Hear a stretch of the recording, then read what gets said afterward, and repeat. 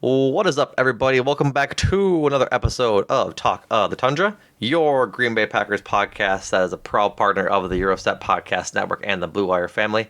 As always, I am your host, Numac. This week, coming to you with another preview pod of the Los Angeles Chargers coming into town to face the Packers, who are coming off of their most recent loss against the Pittsburgh Steelers. And joining me to break it all down, as it'll probably be a tough one to break down, is my lovely co-host Jordan Tresky. Jordan, how you doing, buddy?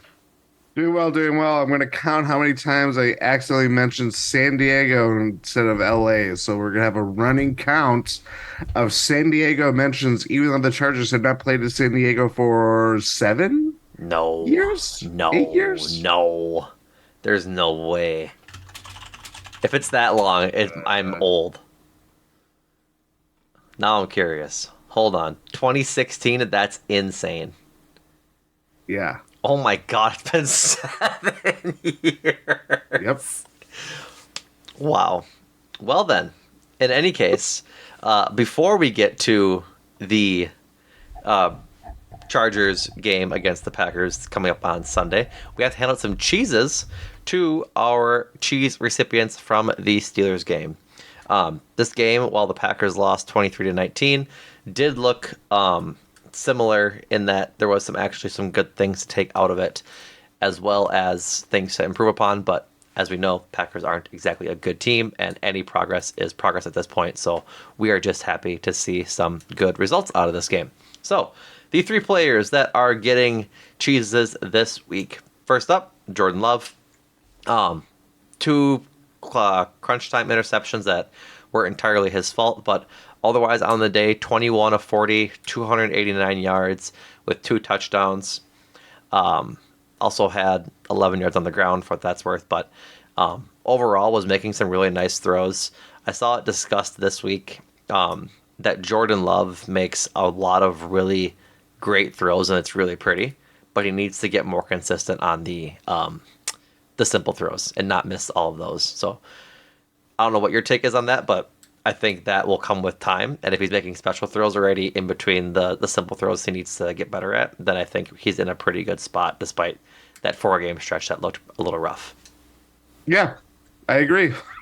I don't really have any other point than Jordan Love. You see the raw potential, or it's not potential, but you see the raw just this guy can make really good throws. This guy can really, he's starting to put some things together. It's just consistency and everything else that you'd like to see out of your franchise quarterback, in air quotes.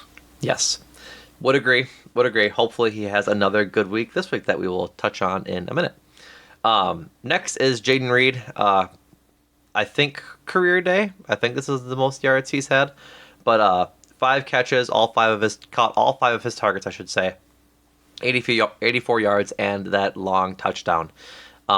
Really blossoming as a great inside slot receiver for this team.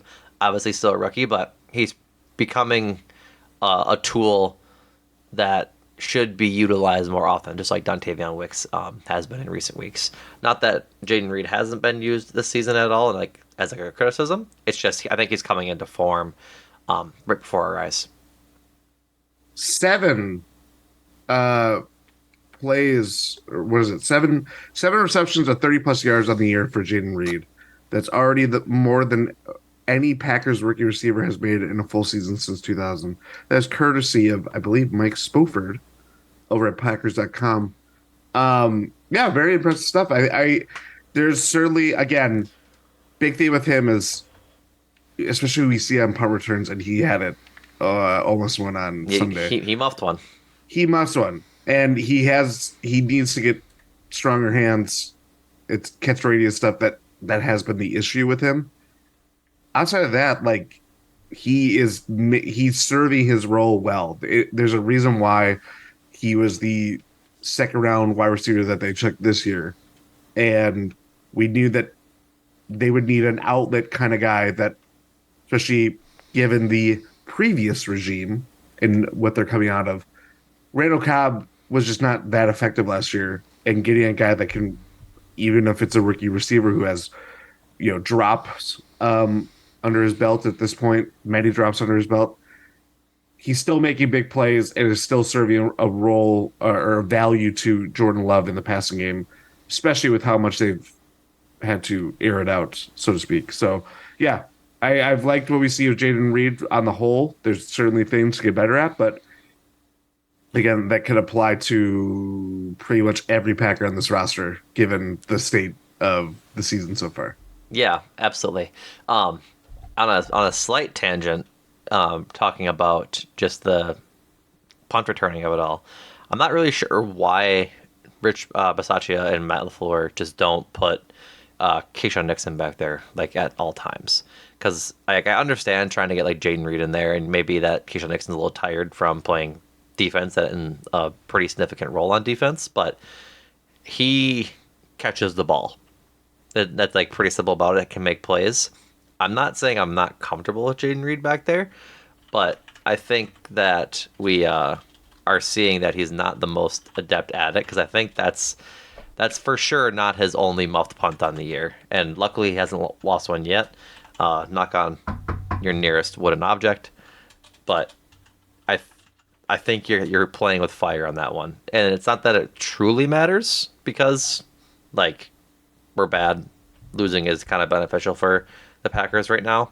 But I think if you're giving up possessions for your offense, that's where you want the most progress and development to happen. Putting your defense out on a short field isn't exactly the best idea. Like just losing possessions is bad, if you believe it or not, Jordan. I would agree with that, especially a defense that just doesn't force the issue and try to generate turnovers. That's part of the problem too. Right. When the Packers defense is out there, they're out there. They're not making plays to really get off the field. I think that's part of the problem that we're seeing with the defense as a whole, on top of everything else that has been mentioned throughout the week that we'll certainly get into with this Chargers team. But yeah, I don't necessarily get it either, but we'll see how it evolves. It's also not like, again, super critical. It's more nitpicky than it is anything. But yeah, I think it's just worth monitoring. Like it's in the same vein as Amari Rodgers returning punts last year. Like he's muffing them at too often of a clip for it to be good for my mental health. Yeah. That being said, our third cheese to give out goes to one Elton Jenkins, who had a pretty good week against the Steelers. Notably, didn't have to, or we were going to, I should say we were going to, one of the options for a lineman, because I think a lineman deserved, holy moly, a lineman deserved a cheese this week. It was going to be Zach Tom, because of how he held up against TJ Watt throughout the entire game. Ultimately, EJ graded out fairly well across the board in both run blocking and pass blocking. Zach Tom did have a penalty assessed to him, the one that wasn't the unsportsmanlike conduct at the end of the game. But for all intents and purposes, a great week from EJ, allowing 2 pressures, 1 hit in a hurry. But yeah, just a good week from EJ graded out, and it's not like the running holes weren't open. Like AJ Dillon and Aaron Jones did have some holes to hit this week. Yes, I thought on a week where, again, we keyed in on TJ Watt, and obviously so, Packers have had their protection issues for the last couple of weeks, especially certainly as we gotten farther in the season. The fact that they helped protect Jordan Love and limited the Steelers to 1 sack, that is cheeseworthy in my mind. And it's more reflective of the offense and how we talked about it post game. Of there were chances, they were doing stuff to move the ball to put themselves in position to score. There were many things that got in the way of why they only scored 19 points. But when you're kind of, at least things were humming in a way where they're not shooting themselves in the foot in terms of like just non-starting drives. They're moving the ball, and that obviously involves protecting Love. Under how many times did he throw? 40? So yeah. A lot of dropbacks, a lot of time to certainly allow pressure, and the Packers did close to their best job of doing as much as they can given the circumstances. Right. Absolutely. No. So overall, big week for the offense. Defense had some good players as well, but nothing that really stood out to earn a cheese. I think it was just a couple of good performances from the offense and just average performances from the defense. So, should we get into it? We have some news and notes to get to. Into it. Some news and notes, injury report, and all that kind of stuff. So first and foremost, the Packers released Ennis Gaines on Monday, and then picked up rookie Caillou Blue Kelly off of the waivers from the Seattle Seahawks. They're back to a 53-man roster, so no open roster spots that way. Was graded out pretty highly for his RAS score, and I think he bounced around. Yeah, I got drafted by the Ravens in the 5th round this year. They cut him before roster cutdowns. Seahawks picked him up, was on there for about 2 months, and then Packers swooped in and did their thing. I think he was on the Packers big board, at least for some media personalities in the Packers Twitter sphere. I did see that. Yes, I forgot to include that. But yeah, I think getting a free 4th round pick and off of waivers is a good thing. Like you might as well just take the swing on an unknown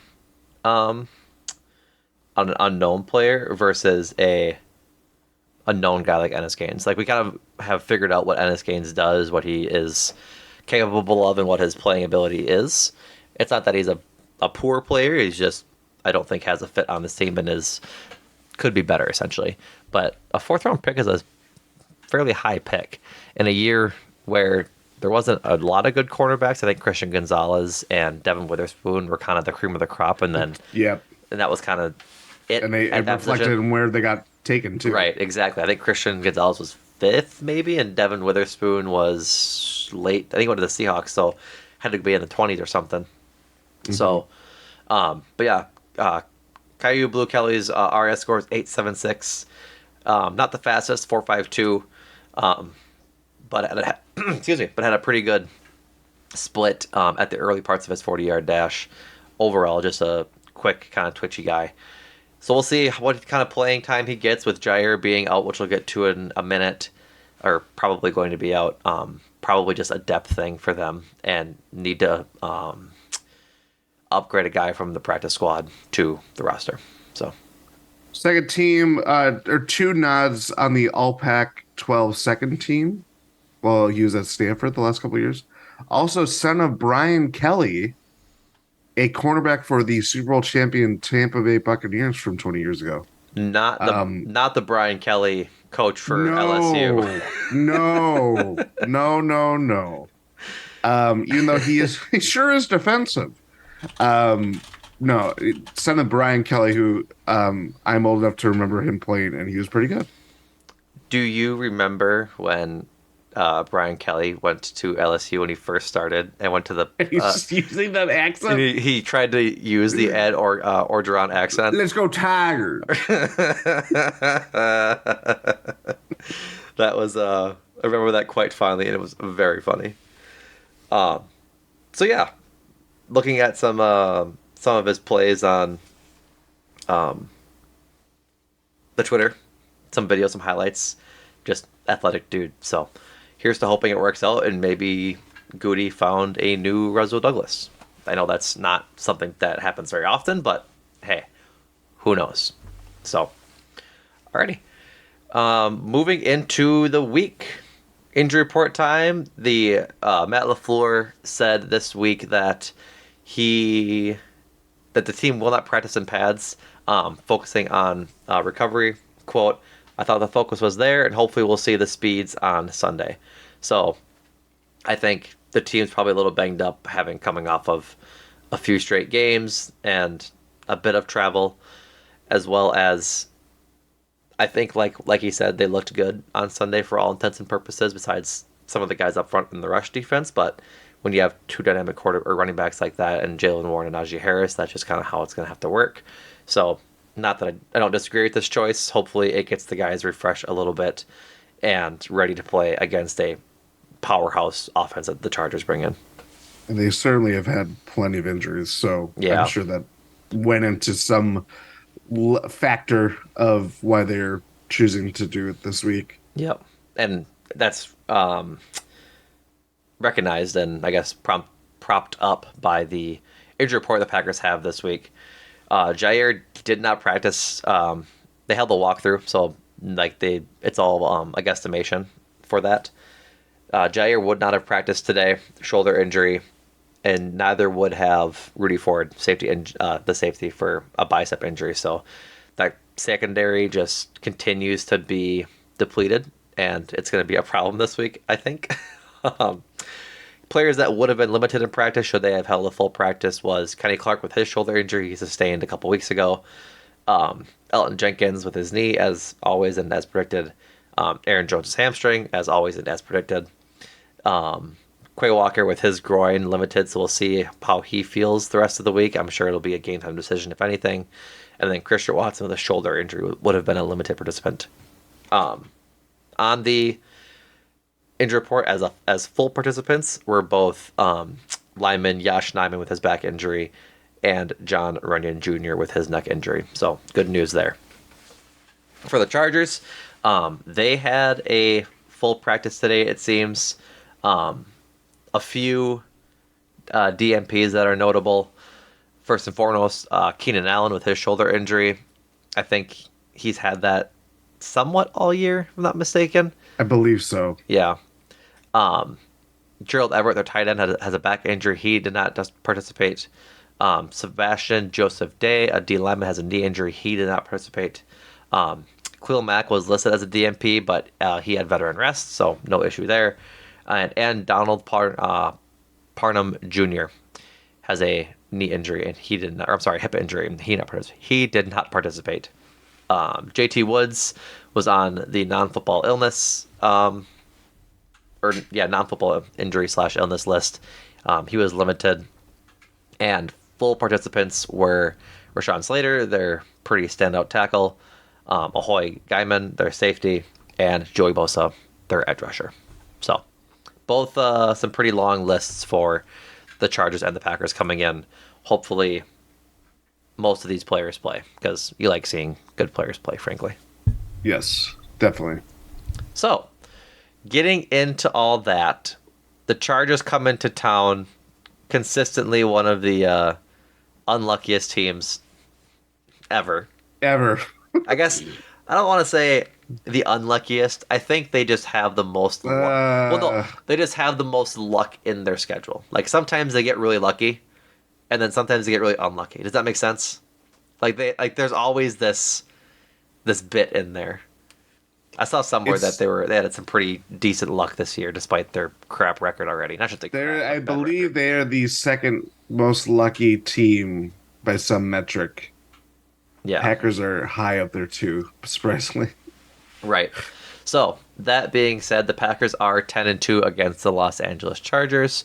The two losses that they have come at home, including their most recent meeting in 2019, where they lost 26-11. Currently, the Chargers are 4-5, coming off of a game-winning field goal from the Lions.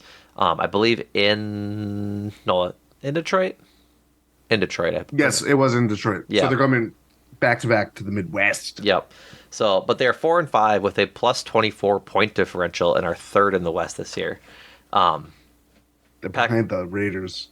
Yeah, it's tough out there for the AFC West. Like that, I remember when Russell Wilson got traded to the Broncos. It was like, oh, so 4 teams from the AFC West are going to make the playoffs, huh? Because you had the Chiefs, the Justin Herbert-led Chargers, the Russell Wilson-led Broncos, and then maybe the Raiders again there with Derek Carr, with Devontae Adams coming in and Darren Waller still there. The Raiders with Aiden O'Connell. But now it's the Raiders, the Aiden O'Connell. The Broncos are being better, but then the Chargers just can't seem to get over having Brandon Staley as their head coach, I think, is the biggest issue. I think the Chargers can't get over the fact that they're the Chargers. And that they play in front of away crowds at every home game. It's a very interesting experience I with that think team. that might be an NFL problem. Like they I invested think it is. They they invested in putting players or putting teams in destination locations, which is San Diego. well that too, but like I don't I know. think the biggest thing is that like with you see with Vegas and Los Angeles now, they're nice stadiums. They're in destination places where families want to go out and vacation and then see their favorite team play. So that's just my take on it. But um, hopefully, with time, it gets rectified. I have um, loved the Chargers for a lot of my life. I'm a like pseudo Chargers fan. I have a soft spot for them. I don't I maybe it's like I like their jersey aesthetic. Yep. It helps Oh, that they've the Powder Blues. Oh, they're powder so good. blues. The Powder Blues in the LaDainian Tomlinson era were my love. That's the thing is that they've like when I was growing up early, they had very mediocre teams. Like think of Ryan Leaf, Oh yeah, drafting him, all that stuff. It was LaDainian Tomlinson who's literally probably be besides Barry Sanders might be the most dynamic. captivating Yeah, running backs I've ever seen in my life. Him, Philip Rivers, Antonio Gates, like they've had a lot of good players over the years, and they have had the weirdest things happen to them to prevent like having a season where they had like the best offense and best defense, but they had the worst special teams unit that prevented them from making the the playoffs. playoffs. It's just crazy. It's So just crazy. there's just some like kismet thing of like I like them, and the other thing too is that like you mentioned, it, Packers only played him 12 times. This will be the 13th time that they will play him. Yeah, That's not a lot of like they're not like a team that you'll see very often. So therefore, I'm like, hey, I kind of like this team. They're this, right. For a you team know, that was established in the '60s, like yeah, they're an AFL team. right, like for a team that's that's for a team that is that old, having only faced them now 13 times in almost 60 years, over 60 years, Hmm. is incredible. So you don't see them very often. Glad they're coming to Green Bay. Hope the Packers win. Um, but yeah, they're a team. They're a team, and despite all the talent on that team, like we said, 4-5, this might be a game the Chargers hope to win against the Packers, given that it should be relatively easy for them behind the offense that they have. Chargers rank amongst the highest of. They rank seventh in points per game and sixth in total expected points per PFF, like behind Keenan Allen and Justin Herbert. And before Mike Williams went down, they had him. Now the Josh rookie. Palmer has been a decent Yep. guy, but I think he got hurt too. Yep, Quentin Johnson is their rookie. They're trying to weave in, and then they have Austin Ekeler to hand the ball off to. Like this team has a high-powered offense, and Keenan Allen is having a career year. Um, Herbert's fifth in passing TDs this year. Keenan Allen is tied for first in receptions at 73, fourth in receiving yards, and fifth in TDs. Um, Even since Austin Eckler has come back from his injury, he started really hot. I think with his injury, Yeah. he's still pretty good. And given that Austin Eckler is a dual threat running back, like catches the ball well out of the backfield and is just a good runner in general, sounds like a big day for the Chargers offense to me. Yeah, I think that's the thing is that like part of the problem that we've had with this Packer season is that a lot of the frustration that we've had is that these games that they're playing are winnable games, or at least opponents that they may have like the best team that they played, the Lions. Hmm. They're very high powered offense. The Chargers offense right now, even with Austin Eckler having a down year and saddled by injuries for a couple games, this is the best offense that they're going to play, Yeah, at least so far until the Chiefs game. yeah, And it does not reassure me that they are where they are with this defense because of what we saw last week, what we saw have seen at times. We saw that the Vikings light them up passing wise, and they didn't even have Justin Jefferson. Like Keenan Allen alone, they have not faced a number one wide receiver like that this year. mm-mm. And they Absolutely not. like it. Amon Ross St. Brown is the closest to that, and he's a very good wide receiver. Don't get me wrong, but Yeah, Keenan Allen, I think they're on the same level. But I think Keenan Allen presents a more explosive aspect to it. yes, and he's just him and Herbert just have it dialed in. They're as trusted of a combo as they can be, even with the Chargers just being 4-5. Like that is, and given the injuries to significant wide receivers in that room, they've really rode or died with Herbert throwing to Keenan Allen, and Hmm. it's crazy the numbers that he's already putting up, and we're halfway through the season. Yeah, no, I'm right there with you. Like I just think uh, with the arm that Justin Herbert has and Keenan Allen's like pretty fantastic route running ability, he I think him and Amon-Ra are right there as like the best receivers they've played all year, which Hmm. has been somewhat of a gift considering the depleted secondary that we've had to face or that we've had to trot out there. So it'll be interesting for sure as to how they defend this passing game because I think what is going to be really tough about this Sunday's game is that the Chargers will really have any sort of any play in the playbook is open for them on offense.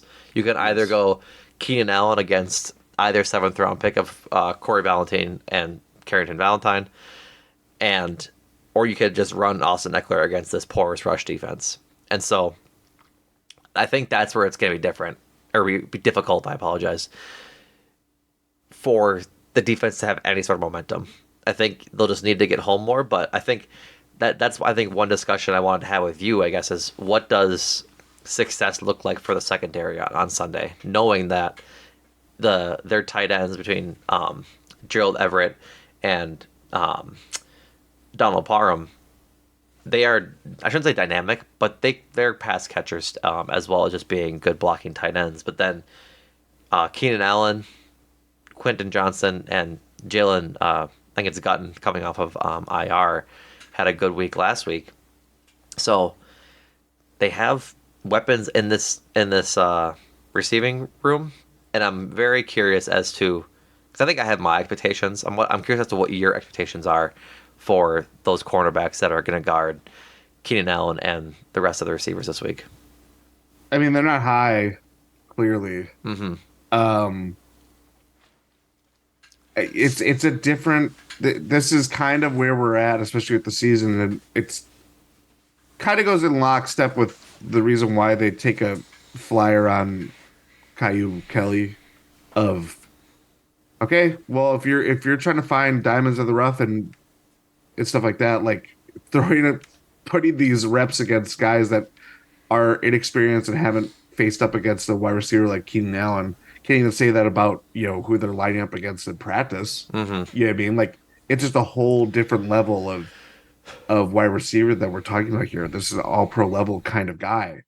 And I would surely like to see them hold their own. But what does that mean? Does that mean? Oh, 10 catches, 150 yards, and maybe a touchdown? Like it could still it could still result in that, and we could still be like, hey, given the circumstances, like that might be enough. But like I think not to get ahead of myself, but I think we're getting to a point where this is going to be a shootout game, and in part because the Packers defense, like they are very we don't want to give up the big plays, but they surely are prone to giving them up even when you don't think they're going to give them up to teams that are capable of making big plays consistently. Right. This Chargers offense is a totally different beast in that regard. And that's why I think in the young secondary that we'll see and how they will handle, who sees Keenan Allen, how many times it sees zone, which will probably be a lot. Like, I don't know. I just think this is going to be a gash, and you kind of hope for, any stops, even if it is like field goals. Like it's Yeah. that kind of level of like, well, 3 points. It's not a touchdown. Yeah. That kind of thing. No, agree with you there. Um, you had mentioned what you said 10 catches, 150 yards, and a touchdown is like reasonable for the two seventh round picks to to have. Yeah, I would say so. So I think that's probably close to what he'll get. I'm looking at his game log this year, and man alive, does he get some targets. He has one game this year in which he received less than 9 targets. He received 20 against the Vikings in week 3. He had 18 catches on 20 targets for 215 yards, which is crazy. Absolutely crazy. But yeah, his only game where he had 5 targets was against the Raiders at home in week 4, it looks like. He had 3 catches, 32 yards, and touchdown. And so, but other than that, he's had over 50 yards in every other game and at least 4 catches in every game. And that's against like guys that have good quality corners. Like that's just how it is, kind of thing. So I wouldn't be upset if they gave up, yeah, 150 and a touchdown on like 8 catches. I think if it gets to like the Minnesota level of, okay, I'm just throwing to Keenan Allen and that's how we're going to win this game, then it gets a little out of hand. Like you have to Yeah. then scheme double coverage and make him throw to somebody else, make him run the ball, anything like that. Like, do you remember the solemn picture of the fan in the Santa hat against the Titans? Yes. I think that has potential to be one of those games.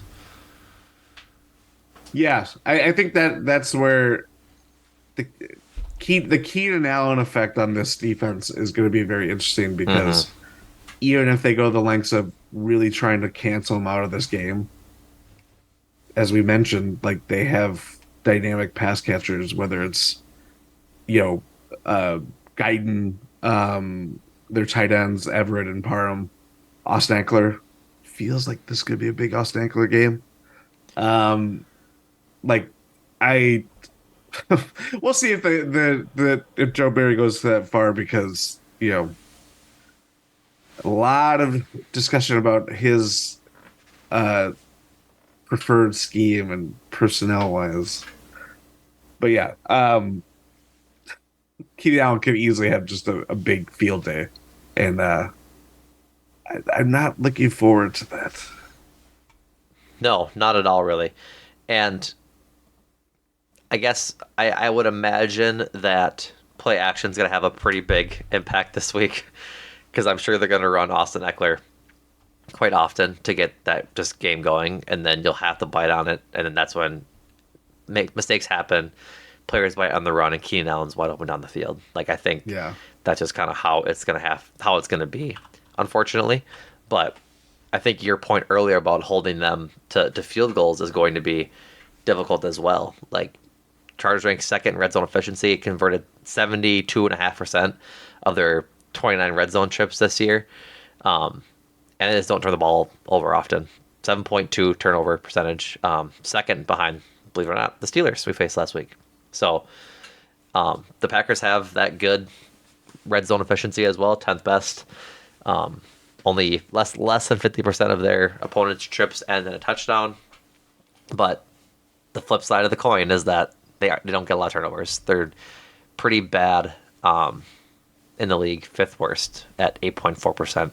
And it's not for lack of trying. Keyshawn Nixon had one that he should have dragged his foot on, my apologies, to the grab fumble. the fumble, as well as the lateral. So it's just sometimes it's just those breaks that have happened this year, right? We need some better breaks to go the Packers' way, and just for playmakers to make plays. Like Jair hasn't had a great year snatching turnovers and getting balls, but half of that's because he hasn't been healthy either. Yeah, it's. I think that's part of the defensive problem that I would look at is that like as we mentioned or as I mentioned before, it's like this team, the defense is just always on the field. Like it's not always the case, but they don't do a lot of three and outs or it's the turnover percentage is what it is. They're not a team that really plays in a way to force turnovers either, unless if it's getting home to the quarterback. But I think I can only think of the Vikings game where the play that Kirk Cousins got hurt on, where he got sack fumbled. or sorry, there's two plays I should say. Preston Smith forced the fumble that game, and then Jonathan Owens following up against the Rams uh, to force Brett Ripien uh, the ball out of his hands. But it's not a team. This has not been a team that you know. It's a long time since LaFleur's first year where the Packers had this, you know, clearly an outlier season in terms of forcing takeaways and having that be such an advantage to their success that like their defense is just so milquetoast. Like that's it's Yeah. part of the problem. No, I agree with you there. It's tough sledding right now for the defense. They can't force turnovers. They can't get a whole lot of 3-and-outs. Like they had some 3-and-outs and some stops against the Steelers last week, but that's against the Steelers who have a relatively lackluster passing offense behind Kenny Pickett. Like I think the defense played well in the passing game last week, but then they just got gashed on the ground, and that's just kind of where we're at. They can't have two good defensive performances at once against, I guess, fully healthy teams as well as teams that are capable of doing so. They had that against the Rams, who were injured across the board, across offense. Besides, like they're injured at quarterback, they injured on their line, and injured at running back.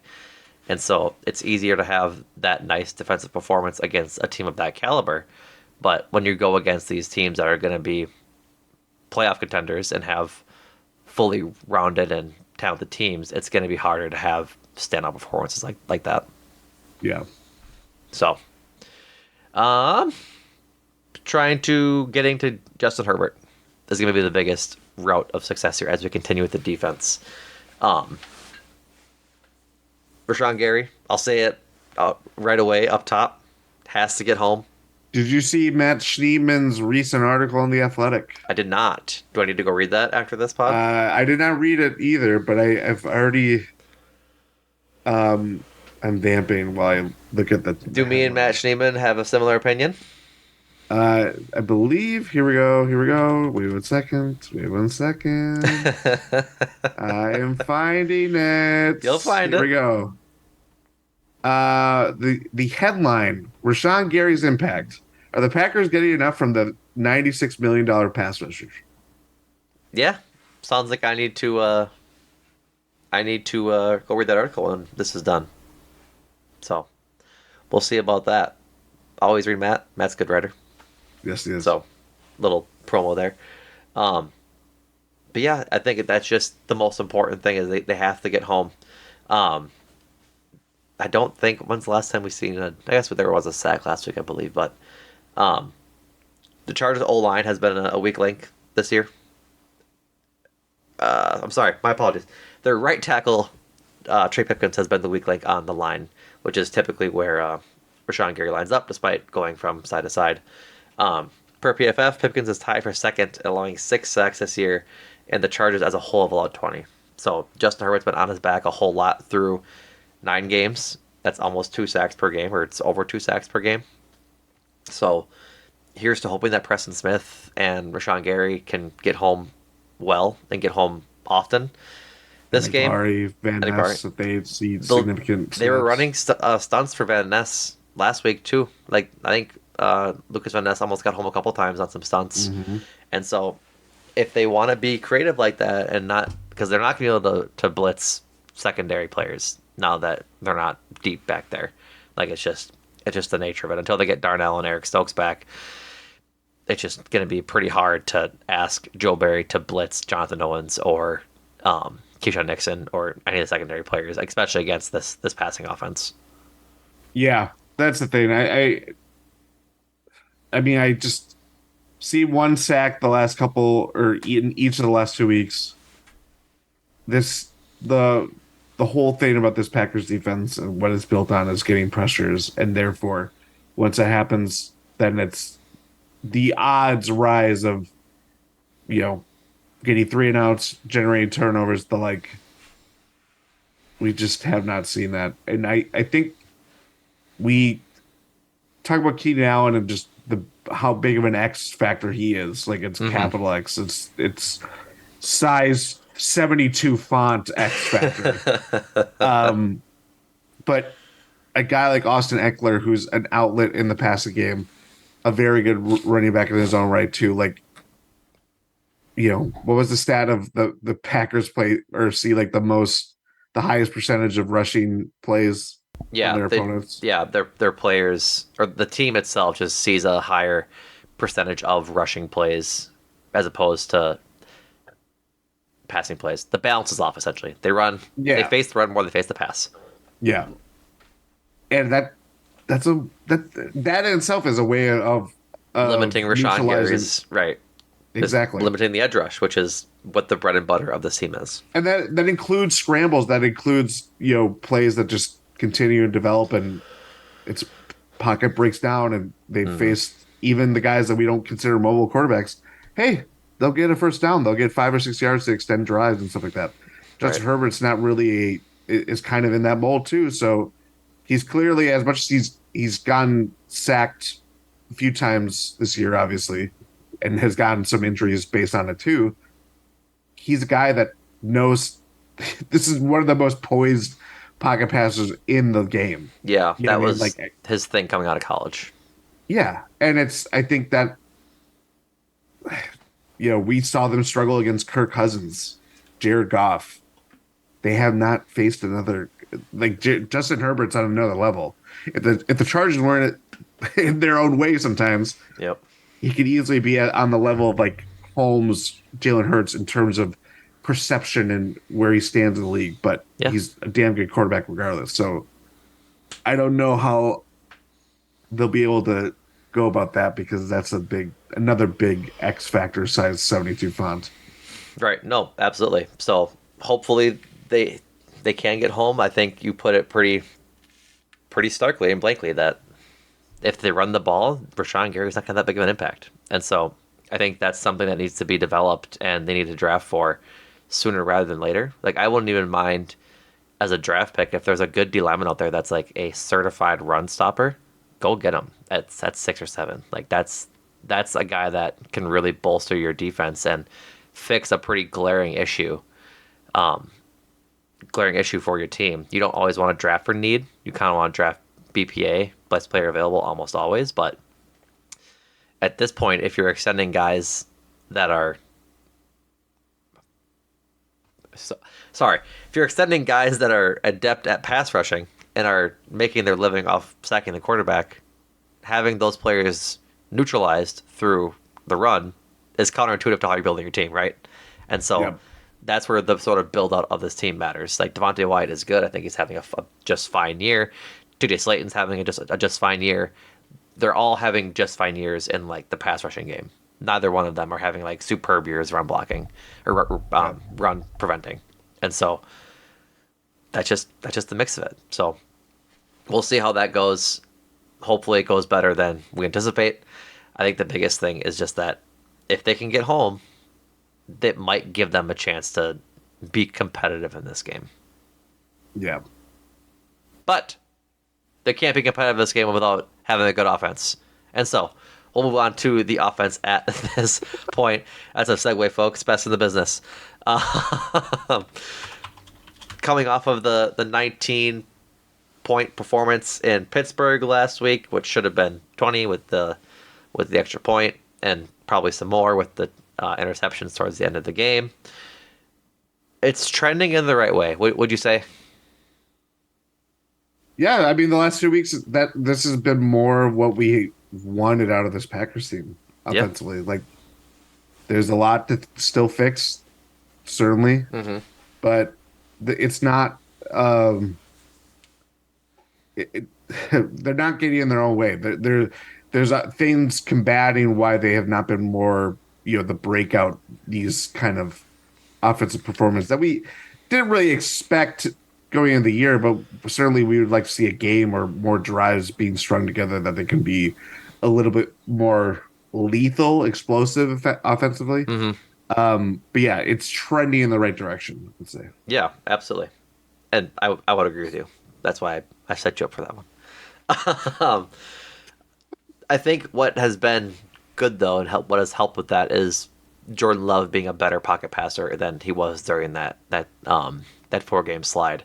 So keeping him upright is going to be a priority this week against a pretty stout Chargers front seven.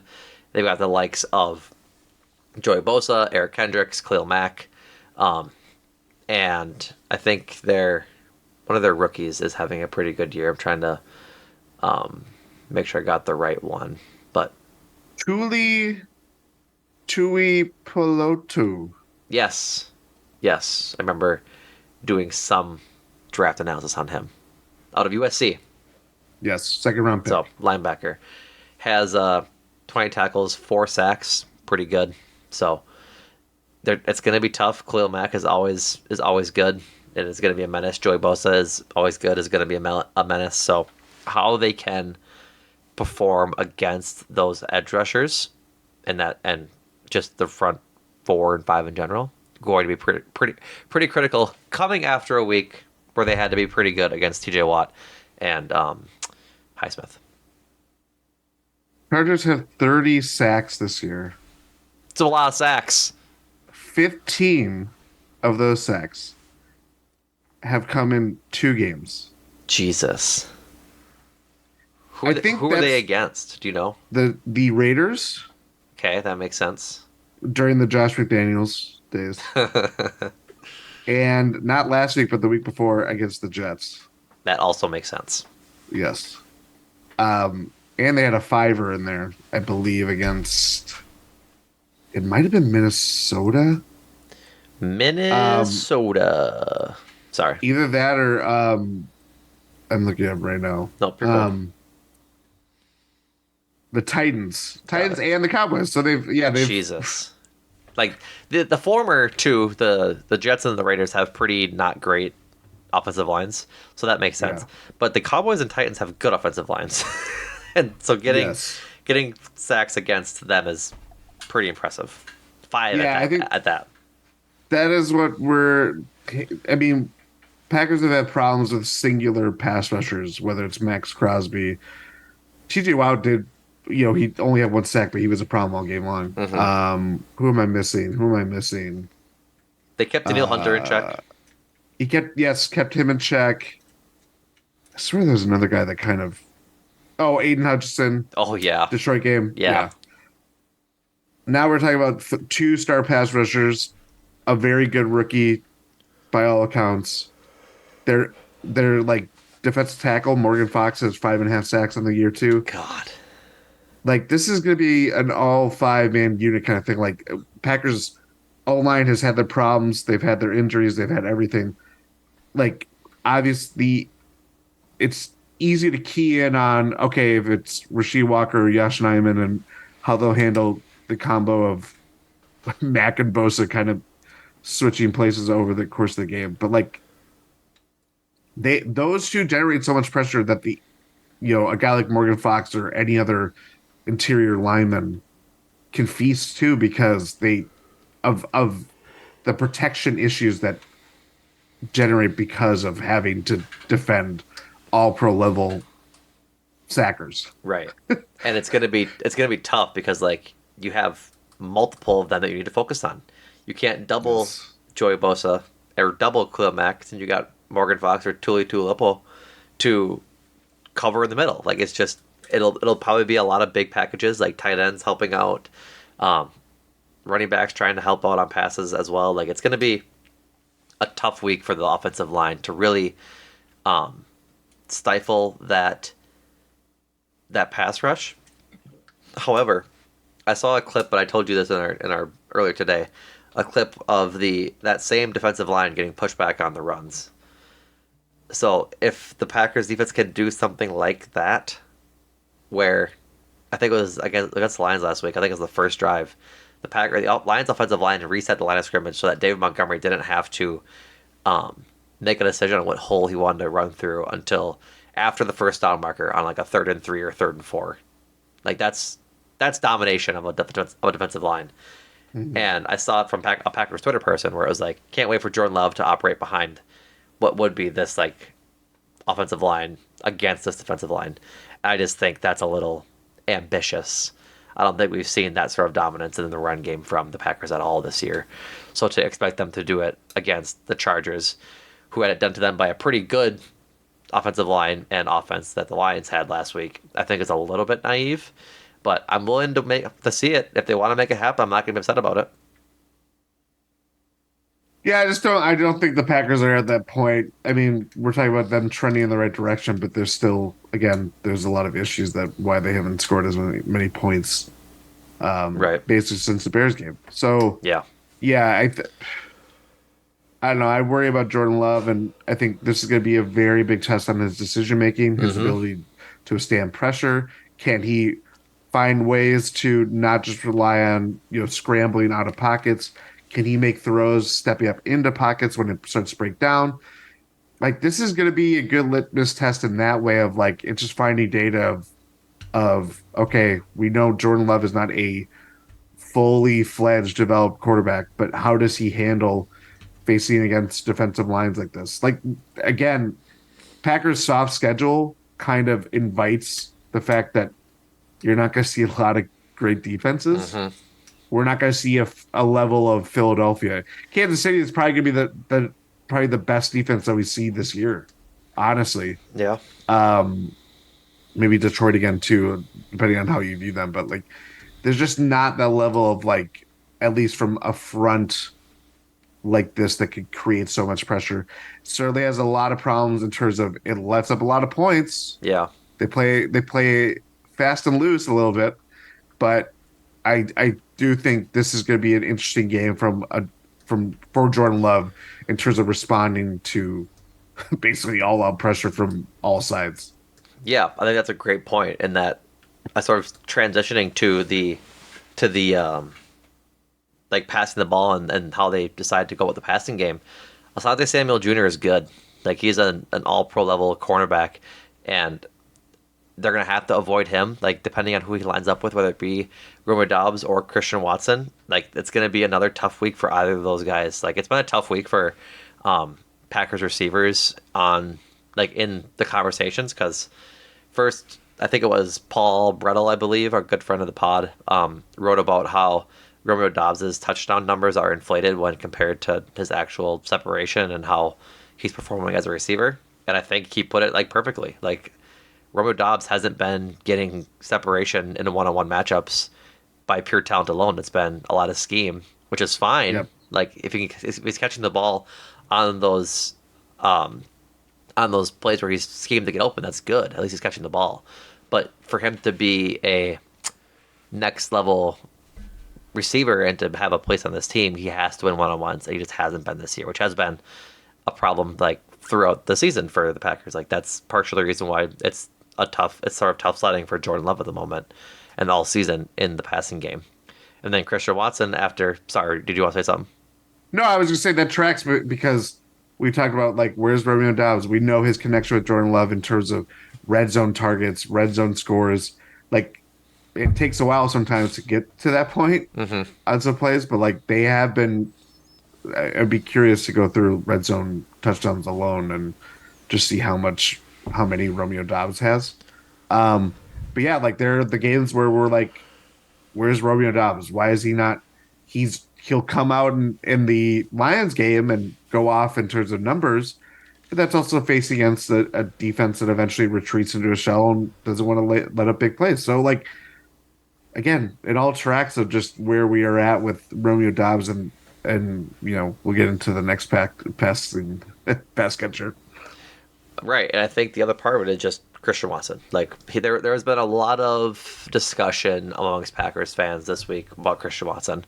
So much so that we talked about it on Sunday, where his dad got on Twitter and compared him to his first 2 years to Devontae Adams' first 2 years, and then I think just a lot of comments just about how he needs to be better, including from myself. Like I just think he needs to be better and needs to go up and catch the ball and fight for it. Like we had that discussion on Sunday, but notably, Coach Matt LaFleur was asked about it in press conferences this week, and had this to say. This is from Peter Bukowski.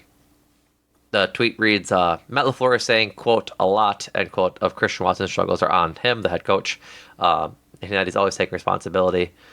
I'm trying to see if there was another one that I might have missed, but there wasn't. But I guess that sentiment itself, you and I disagreed upon. I think that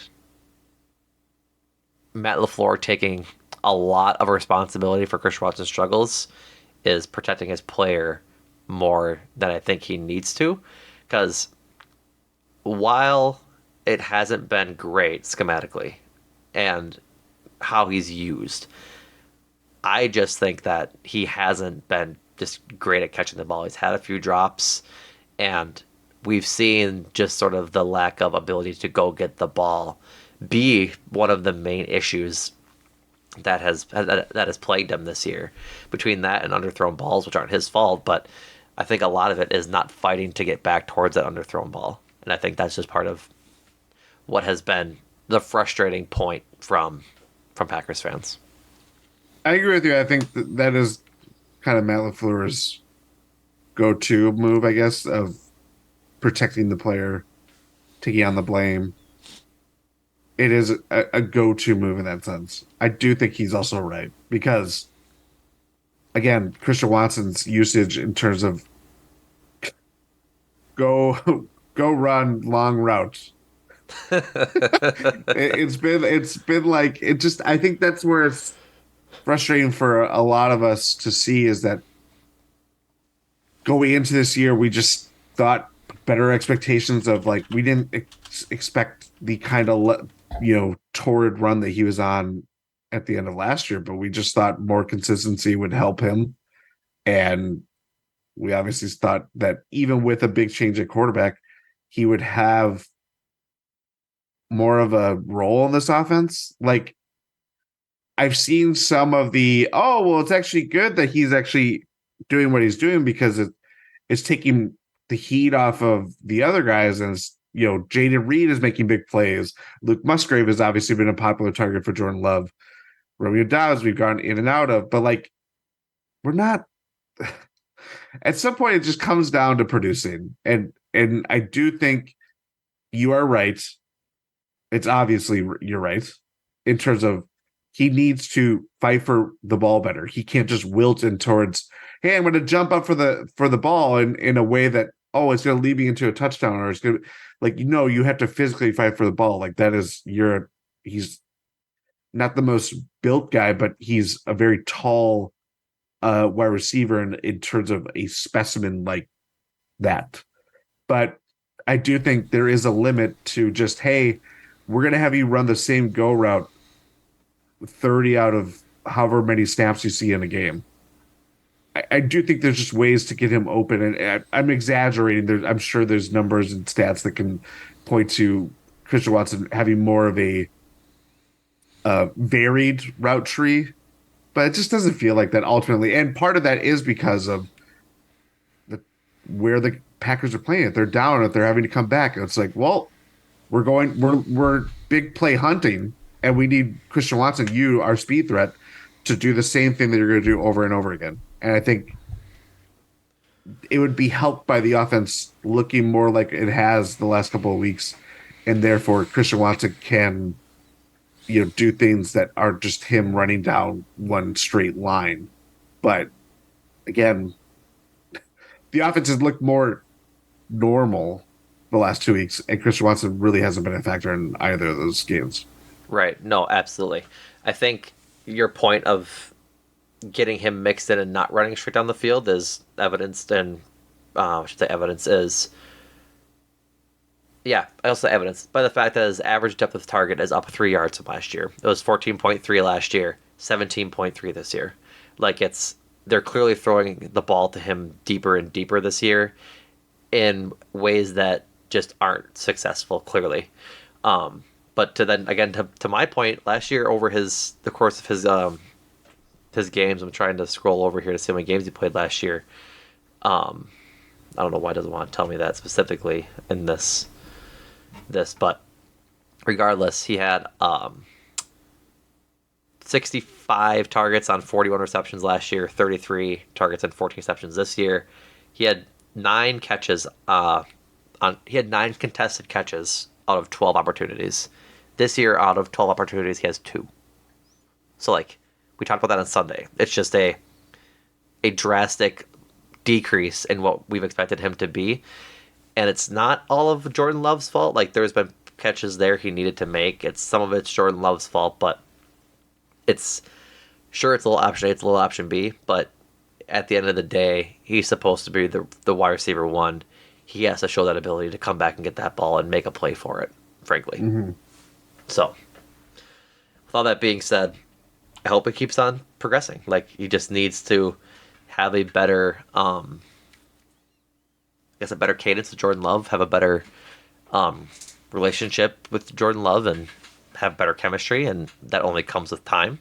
And, I mean, hell, these last, 9 weeks ought to be a good spot for it. Yep. Yeah. Have to get Aaron Jones going this week, frankly. We talked about it 2 weeks ago against the Rams. This is a run first team, and they need to. What day do you think Matt LaFleur is asked about that, and he goes, "It's whatever. The sky's the limit," or yeah, it's about time we unleash Aaron Jones. It's like, well, it's not even that like he needs to be unleashed, because he played well up against the Rams, and then yes, they gave him 20 touches against the Steelers. Like, it's not that they took his touches back against the Steelers versus the Rams game. The Rams or the Steelers just have a better defense. That's all there is. All there was to course. it. Yeah. And so, at that point, I'm not concerned if he's not getting all the touches, not having success. If he's not having success, that's a Aaron Jones problem and an offensive line problem kind of thing. But some of which is a Matt LaFleur problem in how quality those touches are. But I wasn't upset at how he got used last week. Like, as long as it stays that, as long as it keeps going and at that cadence, then I'll be happy. I can't be upset at 20 touches, frankly, because he's 28, I think, 29. He just can't be the bell cow back like Derrick Henry is at his age, or like Mark Ingram is or was for all those years towards the end of his career. Ingram, Paul. Well, like that's the no. I know what you mean. Like, I know what you mean. They're different builds, right? Derrick Henry is a absolute specimen of a football player. He's a refrigerator, right? Mark Ingram, short, stocky, like is beefy. He can take a beating. He's like AJ Dillon. Aaron Jones is not the AJ Dillon type of build back. He can't be like just. He's a Slim Jim. Sure, he can't take the pounding that it takes to run it 35 times a game or anything like that. He just can't. And to have success like the rest of the season is my point. Yeah, and to your point, AJ Dillon has been playing better. There's a way we've seen how this can work, and it has not worked consistently enough, frankly, since Devontae Adams left. But we even saw it in spurts last year. Like, there's ways for this two-headed running back crew, whatever you want to call it, to succeed. It's about putting both of them in spots to succeed rather than failing. Right. And I think again, the reason why I brought up the question is that it's literally asked every freaking week. Yeah. And Matt LaFleur is like, yeah, let's get on the hog and ride. In terms of like giving Aaron Jones touches, like, yeah, like that. It's not. I don't know. It's not anything revolutionary, but it's like it's funny. Like, it just feels like it's a parody of like, so coach, what's in the playbook for Aaron Jones this week? And he just says some weird like. Right. Let's go tubing. No, I get it. No, I get it. I apologize for going on tangent and what was supposed to be a joke. But I liked your analysis. Thank you. I think going back to the receiver discussion, opposite of Asante Samuel Jr. is Michael Davis. And is grading out as a rough year. A 48.3 grade on the year, allowing 5 touchdowns, which is tied for 5th most in the NFL. Like, if that's Jaden Reed, if that's Luke Musgrave, or whoever that is, they have an opportunity to have a big week. And so, like, finding the weak links in that secondary and having some sort of success with it is going to be important. If I'm not mistaken, I think, is Derwin James on IR? He's not. Nope, he's not. I mean, he's not. He's playing. It's a fair question, though, because he has been hurt for a lot. But he's good. He's very good. So that'll be a problem, and they'll probably be sending doubles if Michael Davis is getting picked on, or sending Derwin James his way as the strong safety. So, as a team, the Chargers allowed the second most passing yards, only behind the Commanders, and have done so in one less game. So, there's opportunity for passing offenses to have success against this defense. As much as it is tempting to get goaded into passing the ball more, I just think they need to start with throwing the ball. Like, we've talked about it. We just talked about it for 10 minutes. Run the ball first, open up the passing game so that your receivers have a chance. Mix in Dontayvon Wicks a little more. Mix in Luke Musgrave over the middle more. Like, some more Christian Watson over the middle would be great.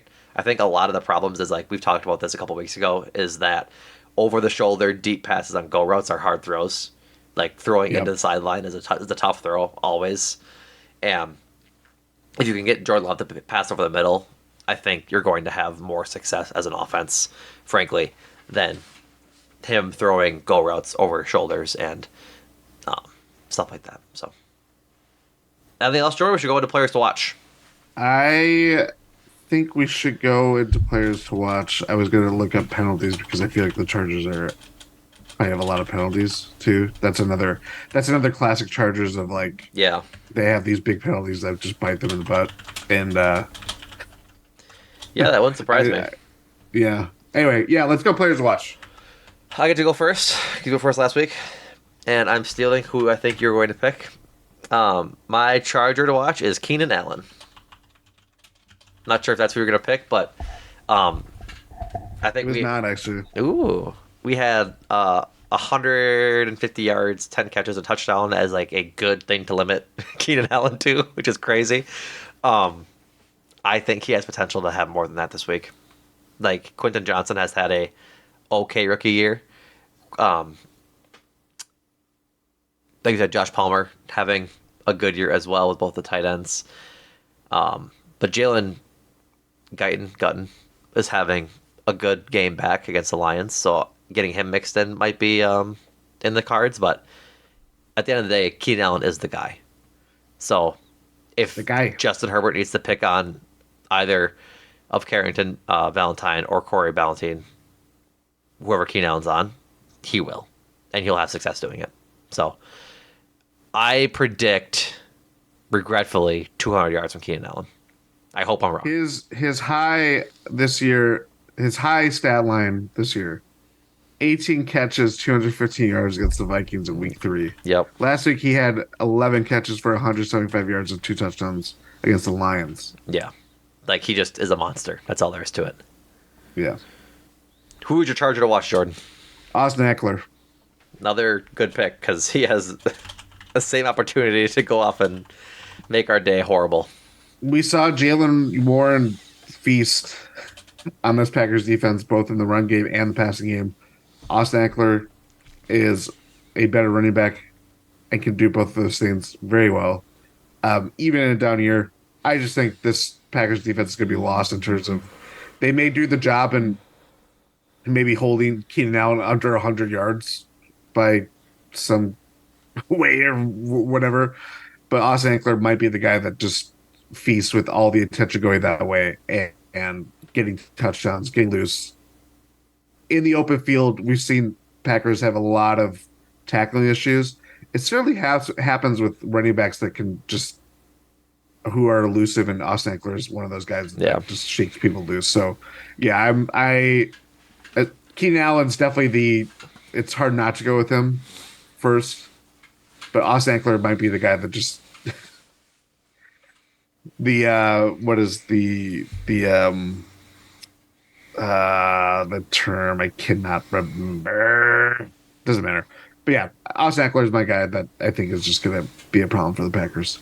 Plus, he's playing a porous rush defense who a lot of people might be starting their fantasy players against. So that's not a call out to me. That's a call out to him last year, saying that he actually pays attention to fantasy football and wants to do well by fans, to do well during games, which is a crazy thing to admit for a player.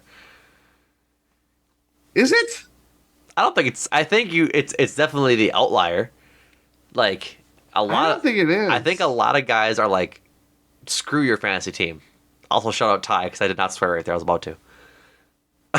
I think that's. I don't care about your fantasy team. Like, I think a lot of players have that opinion. I do think so. But they are aware of it. Yeah, I think It's hard not to. I think they're aware of it, but I think they ultimately could care less because if they have bad games, they're going to yell that in their mentions, and I think that's annoying.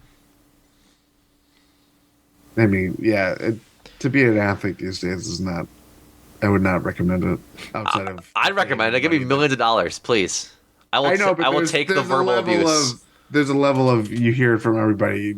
You didn't necessarily hear that way back in the day, at least from just the average Joes. You heard it from Right. press people or reporters. But Do you remember the show on Spike TV that was called Pros versus Joes?